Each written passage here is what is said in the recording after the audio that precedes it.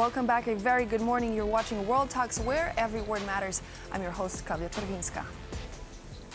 After 9 years in office, Canada's Prime Minister Justin Trudeau announced on Monday that he will step down as leader of the ruling Liberals, but will stay in his post until the party chooses a replacement. This news comes amid polls showing the party will be crushed during the upcoming election and a possible tariff war with the U.S. as Donald Trump will return to the White House in 2 weeks.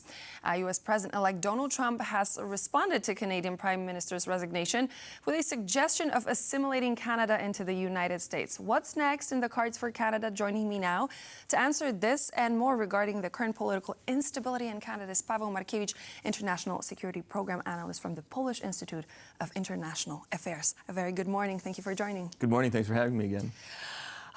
First of all, I need to ask you about the opinion on the latest Donald Trump's idea, a statement he made that Canada should be incorporated into the United States. He said on his Truth Social platform, I quote, "Many people in Canada love being the 51st state." So what are we looking into? What is the situation here? Well, I think we have two different opinions when it comes to what President-elect Donald Trump thinks of what Canadians think and what Canadians think of what President-elect Donald Trump has to say. Polling in Canada shows that I think about 80 or 85% do not want to be part of the United States, and I don't think that'll happen in the near future. I think that my sense is that what the president-elect kind of has on his mind here is securing the North American continent from certain adversaries or he's not very pressure. clear in his messaging, though. Well, you know, he's very robust in what he has to say, and he's blusterful when he says it, so that certainly makes it not clear. So we kind of have to try to read between the lines at least, and looking at some of the things that those around him tend to say, this is the direction that I would sense that these statements are going into, kind of almost a scare tactic a little bit, to get Canada, to get Mexico, to get these different countries around the United States to pull their weight together, almost around Fortress America, so to speak. So if we were to read between the lines, what do you think would be his strategy to actually secure Northern America? Because he's being very blunt in the way he's describing things, but there definitely has to be some messaging behind it to back it up. Sure, and I think one of the signals that we saw in that is when, well, now former Prime Minister Justin Trudeau went down to Mar-a-Lago towards late November, being one of the first Western leaders to go visit President-elect Trump at the Southern White House, as they call it. And there were discussions there about kind of, you know, what Canada will do. He made promises that Canada will increase investments in border security, which is a major issue for President-elect Trump, as well as in some of the military matters as well. And of course, there was also this point that Canada and the United States might enter into almost a bilateral type of trade agreement, in addition to kind of the North American Free Trade Agreement as well. So this, I think, is kind of the process that we'll be seeing. You know, Trump throws these very brash statements out there that kind of force the dialogue. He definitely knows how to attract attention. I'm not going to lie. He does. That's for sure. I wanted to take a look at the statement made by Justin Trudeau because he did not take it lightly, the words by Donald Trump. He said there isn't a snowball's chance in hell that Canada would become part of the United States. No doubt about that. But what are other reactions when we heard that statement? What are other reactions around the globe and in Europe as well when it comes to that particular wording? Well, you know, I think it's certainly logical for a foreign leader to kind of have that opinion, especially of a sovereign, independent nation. And Canadians pride themselves in being sovereign and independent, and being a very important neighbor to the United States. You know, that's something that many Canadian prime ministers underline when they meet with their American counterpart in the White House or in Ottawa, depending on where they visit each other. That there's no better friend and neighbor for the United States than Canada, and Canada has proved that throughout the years. You know, kind of looking at also what the leader of the opposition, Pierre Poilievre, the Conservative Party, he's also been very blunt in saying that, you know, there's no chance that Canada will be part of the United States. It's also interesting what Premier of the province of Ontario has been saying, Doug Ford, who has often been kind of compared as the Canadian Trump, so to speak, when he said that, we have a lot of Trumps popping up in different countries all there of a sudden. are a lot, but he recently said that, well, if that's the case, then Canada will buy Minnesota and Alaska, right? So there's pushing back really hard on that. And I think that's kind of what Trump wants a little bit, that political banter. That's something that he likes. Something to keep him occupied and going. And the media occupied. Oh, definitely.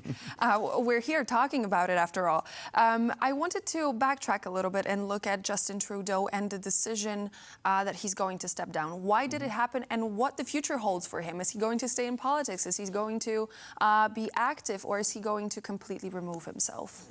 Yeah, I think it'll be interesting to see, what the future will hold for him. I mean, he's a young guy, 53 years old, and I don't think that this is the end of his political career.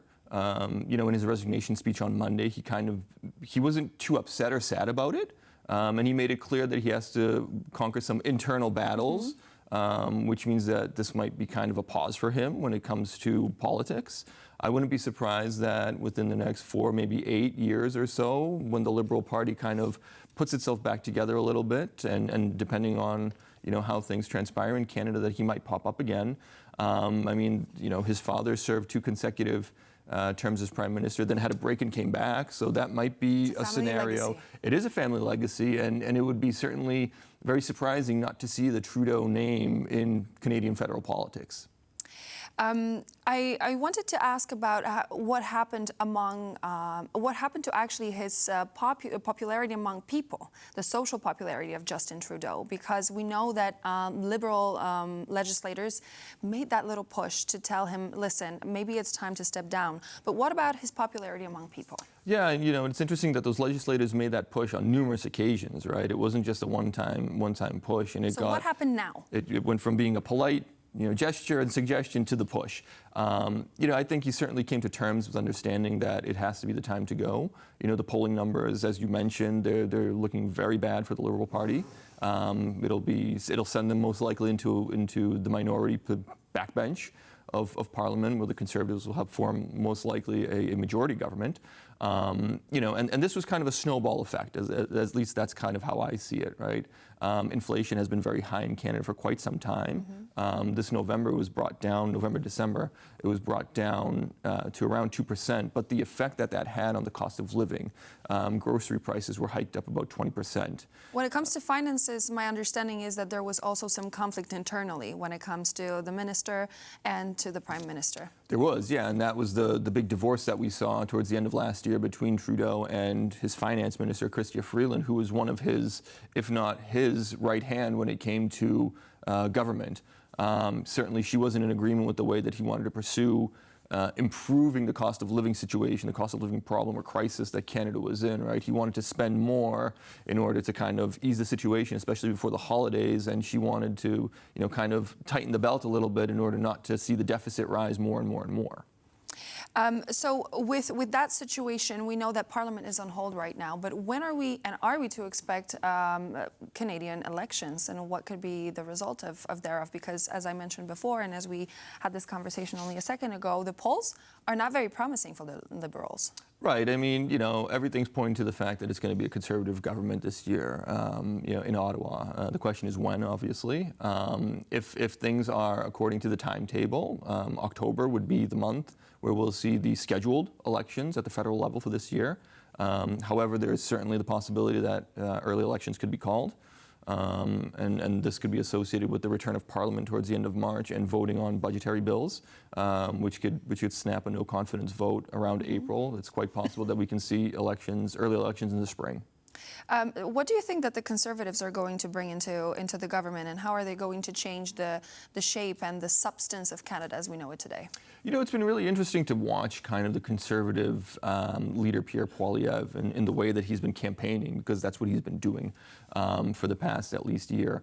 Now, obviously criticizing Trudeau and the Liberal government, putting them together, not just Justin Trudeau and the Liberal Party as two separate things, but he's really been putting them together as ineffective for Canada and Canadians because of the rising prices on the cost of living standards that many Canadians are feeling.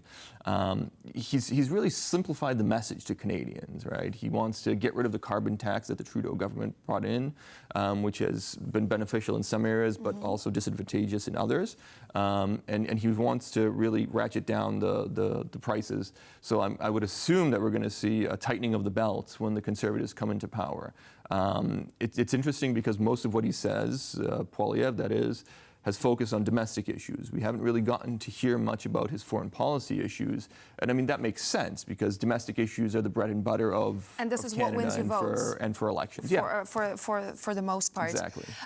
This situation that is taking place in Canada, Justin Trudeau's resignation, do you think it has anything to do with Donald Trump coming into office in about 2 weeks' time?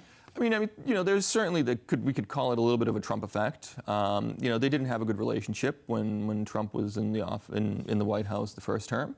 Canada this year is going to also host a G7, just like it did when Donald Trump was president 4 years ago, and that didn't turn out too well.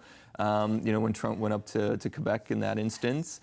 And I think perhaps the Liberal Party felt that maybe Trudeau wouldn't be the man to handle Trump. Especially with the comments that Trump's been saying that he's going to impose 25% tariffs on Canadian exports, right off the bat. So they might have felt that, this is an added kind of pressure point that they can point to Trudeau and say, listen, we don't think you can do it. Step aside for now and let's see what happens. It's an interesting time to look into politics right now and to be in the media. Thank you so much.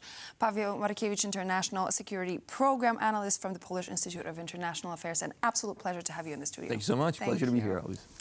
And so this would be all for now here on World Talks, but please do stay tuned as we have Jonasz Rewinski with the latest news bulletin coming in just a moment.